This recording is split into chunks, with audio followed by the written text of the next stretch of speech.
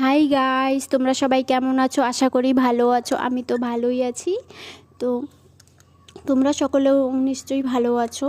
তো সকাল 6টার সময় আজকে ঘুম থেকে উঠেছি। উঠে তারপর বাড়ির উঠোন, তারপর ঘর, তারপর বাসন, তো সব কিছু পরিষ্কার করে নিয়েছি, ঝাড় দিয়েছি, উঠোন ঝাড় দিয়েছি, ঘর ঝাড় দিয়েছি, বাসন মেজেছি, সব কাজ করে তারপর ভাবলাম আজকে কী রান্না করব। তারপর ঘরে দেখি গিয়ে বাঁধাকপি আছে, কোয়াশ আছে, এগুলো আছে।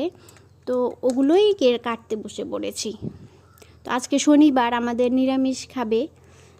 প্রত্যেক শনিবারই আমরা নিরামিষ খাই। তো নিরামিষ খাবো বলে আজকে রান্না করব বাঁধাকপির ঘন্ট। আর হচ্ছে এইদিকে সয়াবিন ছিল ঘরে, আর আমাদের ঝিঙ্গে হয়েছে গাছে, ঝিঙ্গে তুলে নিয়ে এসেছি, কাঁকরোল তুলে নিয়ে এসেছি। এগুলোই আজকে একসঙ্গে করে রান্না করব সব কিছুতে। তো কাটতে বসে পড়েছি। আর ওইদিকে দেখো আমার ছেলে পেছন পেছন ঘোরে, আর ওকে রাখার মতো কেউ নেই। আমাকে একাই ওকে সামলাতেও হবে, ও দুষ্টুমি করবে আর এদিকে আমি কাজ করব, এরকম। তো এদিকে আমি এগুলো মেখে নিচ্ছি। কাঁকরোলগুলো কেটে নিয়েছি, তারপর ওগুলো ভাজা করব, আর করলারও ভাজা করব আজকে।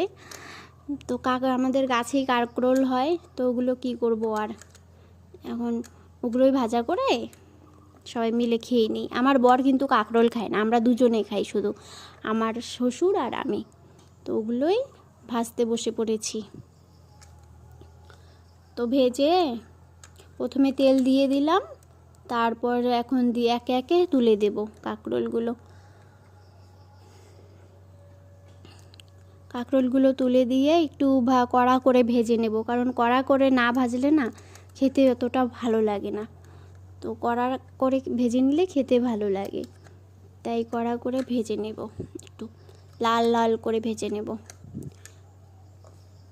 আর গ্যাসে রান্নাটা না আমার একদম পোষায় না, ভালো লাগে না। আর আমাদের ঘর ভেঙেছে, রান্নাঘর নতুন ঘর করেছে, তো উনুন বানানো হয়নি এখনও মাটিও পাইনি। সবাই আমাদের এখানে চাষ করে দিয়েছে, আর বর্ষাকাল যেহেতু মাটির অনেক ওজন, আমার মাটি অনেক দূর থেকে আনতে হয়, মাটিও আনতে পারছি না, তার জন্য উনুনটাও বানানো হচ্ছে না। আর আমাদের এখানে যেহেতু বালি মাটি, তার জন্য উনুন বানালে বালি মাটিগুলো না থাকে না, পড়ে যায়। তার জন্য যেহেতু একটু আঠালো মাটি লাগবে, তার জন্য আমি বানাতে পারছি না। আঠালো মাটি অনেক দূর থেকে আনতে হয়, তাই পারছি না আনতে এখনো পর্যন্ত।